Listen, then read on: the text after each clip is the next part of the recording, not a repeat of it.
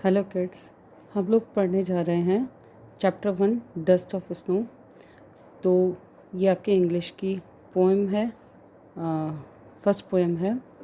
तो इसमें स्टैंजा 1 आता है, जिसमें इसको डस्ट ऑफ स्नो इसका नाम क्यों रखा गया, बिकॉज ये जो डस्ट ऑफ स्नो थी जो पोएट के ऊपर गिरी थी, उसने उसका मूड चेंज कर दिया था। ठीक है ना। तो फर्स्ट स्टैंजा है, the way a crow shook down on me. The way मतलब तरीका। ठीक है, जिस तरीके से, द वे अ क्रो, एक क्रो ने, शुक डाउन, शेक की सेकंड फॉर्म क्या है, शुक। ठीक है, तो हिलाया था, तो सिंपल पास्ट टेंस यूज़ किया। The way a crow shook down, नीचे हिलाकर नीचे की तरफ हिलाया था, और नीचे की तरफ क्या हुआ था, on me the dust of snow. उसने क्या शुक डाउन किया था, हिलाकर उसने क्या गिराया था, डस्ट ऑफ स्नो। स्नो की डस्ट गिराई थी, यानी स्नो के पार्टिकल्स, स्नो के कण। ठीक है, डस्ट होती है बेसिकली जो धूल होती है जो आपके घर में। तो डस्ट ऑफ स्नो का मतलब क्या है, जैसे आपके घर में डस्ट होती है ना एकदम पाउडर फॉर्म में, ऐसे ही जो पाउडर फॉर्म है उसमें स्नो होगी। ठीक है, तो the way a crow shook down on me, है ना।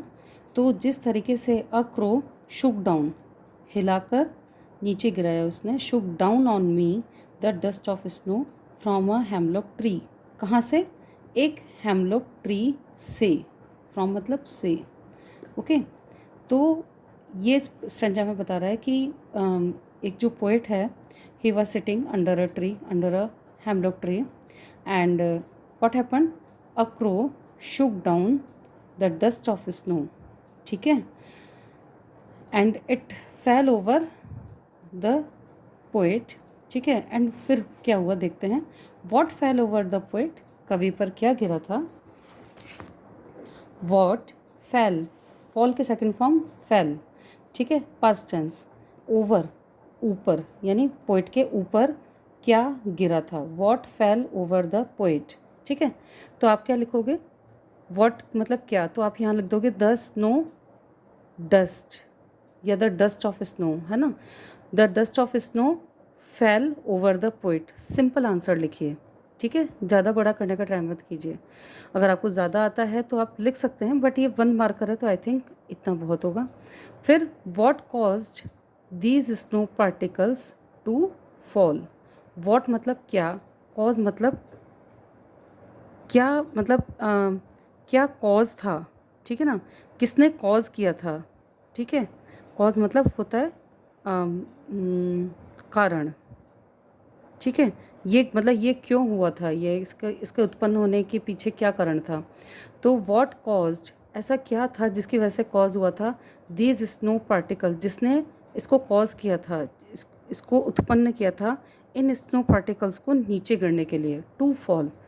What caused these snow particle, क्या कॉज था इन स्नो पार्टिकल्स का नीचे गिरने का, नीचे गिरने के लिए। तो देखिए, टू के बाद फॉल आया, टू के बाद हमेशा फर्स्ट फॉर्म आएगी, है ना। तो क्या हुआ था, आप यहीं से लोगे, इसी स्टैंजा में से आंसर लोगे, है ना। अक्रो अक्रो अक्रो, ये देखिए, शुक डाउन। ठीक है, उसने क्या हिलाया था, क्या हिलाया था, डस्ट ऑफ स्नो। तो आप लिखोगे accrue Shuk down the dust of snow on on poet. समझ में आया, अ crow shook down the dust of snow, है ना, ऑन पोइट। बस आपको इतना लिखना है। ठीक है, समझ में आ रहा है। आप लैंग्वेज बनाना सीखिए। What caused these snow particles to fall, किसने उत्पन्न की थी ये घटना स्नो पार्टिकल्स के गिरने की। तो आप लिखोगे a crow shook down the dust particles, sorry, the snow particles on, या the dust of snow on poet. A crow shook down the dust of snow on poet. तो आपने ये लिख दिया कि ये जो स्नो पार्टिकल्स थे वो किसकी वजह से गिरे थे, तो एक क्रो ने गिराए थे ना, तो इसलिए आप ये लाइन ले रहे हो, अ crow shook down the dust of snow on poet. ठीक है, समझ में आया। अब नेक्स्ट स्ट्रेंजा क्या है, हैज़ गिवन माई हार्ट। ठीक है, ये दे चुका, हैज़ गिवन, ये दे चुका है मेरे दिल को, है ना, चुका है, हैज़ गिवन, चुका है, चुके हैं, प्रेजेंट परफेक्ट, हैज़ के साथ वर्ब की third form, has given my heart, मेरे दिल को दे चुका है अ चेंज ऑफ मूड, क्या दे चुका है, मूड का एक change, and save some part, और सेव यानी बचाना, बचा चुका है some part of the day, उस दिन का कुछ पार्ट, आई हैड र्यूड, जो ये क्या करता, ख़राब कर देता या बेकार कर देता, र्यूड मतलब बेकार कर देना, है ना, ठीक है ना, दुखी रहना मतलब बेसिकली कि वो उस टाइम दुखी रहता है बेसिकली, ठीक है।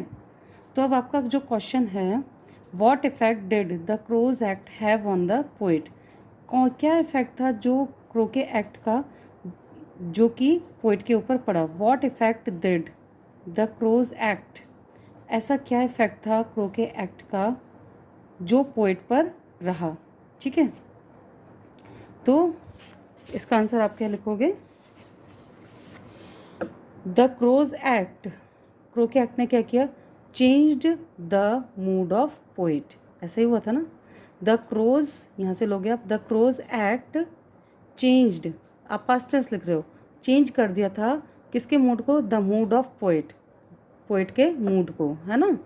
और फिर ही डिसाइडेड, उसने डिसाइड किया था, तो simple past tense, he decided to spend, है ना, टू स्पेंड, टू स्पेंड मतलब खर्च करना, मतलब पैसे में नहीं, मतलब दिन को उसने सोचा कि अब जो मैं दिन बिताऊंगा, ही डिसाइडेड टू स्पेंड, कि जो मैं बिताऊंगा, the rest of the day, या पार्ट ऑफ द डे भी लिख सकते हो आप, the part of day,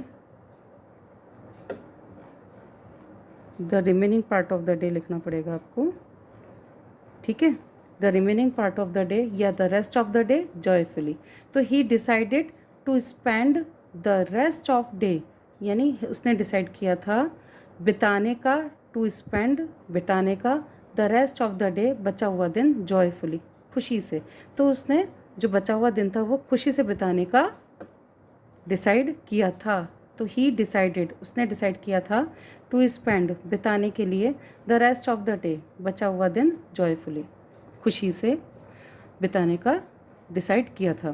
crow और हेमलॉक ट्री जो है वो रिप्रेजेंट करते हैं सॉरो को, और डस्ट ऑफ स्नो रिप्रेजेंट करता है जॉय को, ठीक है, क्योंकि वो दुखी था, तो बेसिकली वो बैठा हुआ था हेमलॉक ट्री के नीचे, तो उसके लिए उसका कोई इम्पोर्टेंस नहीं था, पर छोटी सी कुछ घटनाएं होती हैं आपकी लाइफ में जो कि जाने अनजाने वो आपकी लाइफ में बहुत कुछ बदल देती हैं, तो ये कुछ ऐसा ही एक इंसिडेंट था। Okay, thank you so much.